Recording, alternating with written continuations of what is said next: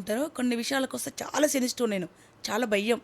నన్ను చంపుతారనే భయం కంటే వీరేశం చంపుతారని నాకు ఎక్కువ భయం అవుతుంది. మేము తను లేకుండా బతకలేము కూడా. వచ్చేసింది కదా బతకలేము కూడా. భయం అవుతుంది ఏడుచుకుంటుంటే ఇక ఒక గంట అయినాక ఫోన్ వచ్చింది. ఈరోజు సాయంత్రం పూజకు మీ ఆయన పోకపోతే నీ కొడుకు ఇప్పుడు ఆటో ఎక్కుతున్నాడు, గంట సేపట్ల ఔటర్ రింగ్ రోడ్డు లారీ కింద ఉంటాడు. కట్ చేస్తే ఇంట్లో అమ్మ వాళ్ళని తోలినాం.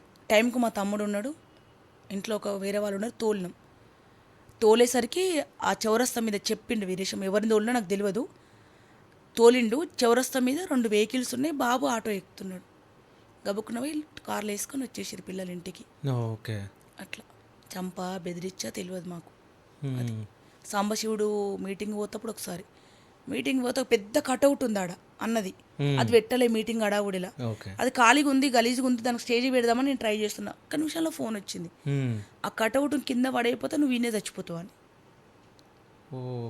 మాకు అప్పటికి తెలుసు ఆ మీటింగ్ ఆవరణంలో చాలా మంది ఉన్నారని. మీటింగ్ పెట్టుకున్నాం, పోలీస్ పర్మిషన్ ఇచ్చింది. మీరేం చేస్తారు, చంపితే చంపురి. ఫోన్ పెట్టేసి బ్లాక్లో పెట్టుకునేగా. ఇంకా ఫోన్లు వస్తుంటే మీటింగ్ అయిపోయిందాక ఫోన్లు ఎత్తలే. మేము పోతుంటే వీరేశం మీరు ఊరు దాడుతున్నారు, ఈయన దాకా వేరే ఈడికి పోతే చంపేస్తాం. నయమున్నన్ని రోజులు కంటి మీద కొనుక్కు లేని రోజులు. పిల్లల్ని ఎట్లా రక్షించుకోవాలి. ఇక్కడికి చంపడానికి 2 times వచ్చి అటాక్ చేయడానికి బుర్కా వేసుకొని. వీడికి మాకు తెలియక, వానికి నాకు తెలియక ఎమ్మటి పడ్డాం. వాడున్నాడు బురకలు వేసుకొని వచ్చిండు. మా హిందీ మాట్లాడుతారు, మనకి తుక్క హిందీ వస్తుంది. సండే ఆదివారం రోజు అడిగిండ్రు, వీరేశం లేడు పొమ్మంటే పోతలేరు. నాకు డౌట్ వచ్చింది, అడిగితే వెయిట్ చేస్తామన్నారు హిందీలో. సరే వెయిట్ చేయమంటే ఇట్లా కాలు మీద కాలు వేసుకుంటే జెంట్స్ చెప్పులు కనపడ్డాయి. బస్ పోయి వీరేశం ఫోన్ చేసిన, ఇట్లా వచ్చిర్రు అంటే ఏమనకు అన్నాడు. అని అంటే అన్నాడు కానీ వీళ్ళు ఇట్లా నాకు నా హస్బెండ్ని చంపనీకి వస్తారా వీళ్ళని అప్పుడు లేని పుష్పలు వేసి వచ్చింది. వీడు ఫోన్ చేసిన, వీడు వచ్చిండు.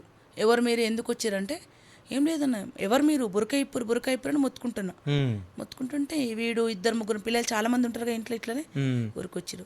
వాళ్ళు ఎమ్మడి పడ్డం తెలియకుంటే ఈ గల్లీ మల్లంగానే అంగడి ఉంది. ఆదివారం ఆ రోజు అంగట్లో పడ్డారు. ఇక మాకు దొరకలే మా ఇద్దరికి. ఇంటికి వచ్చినాక సొక్క తిట్లు. తలకాయ ఉందా, వాడి దగ్గర వెపన్ ఉంటుంది, 2 తుటుక్కు అంటే బతుకుతావు నువ్వు, నీ దగ్గర ఏముందా నన్ను ఎమ్మడి పడ్డామని. అప్పుడు ఆ సోయి అంతా లేదు.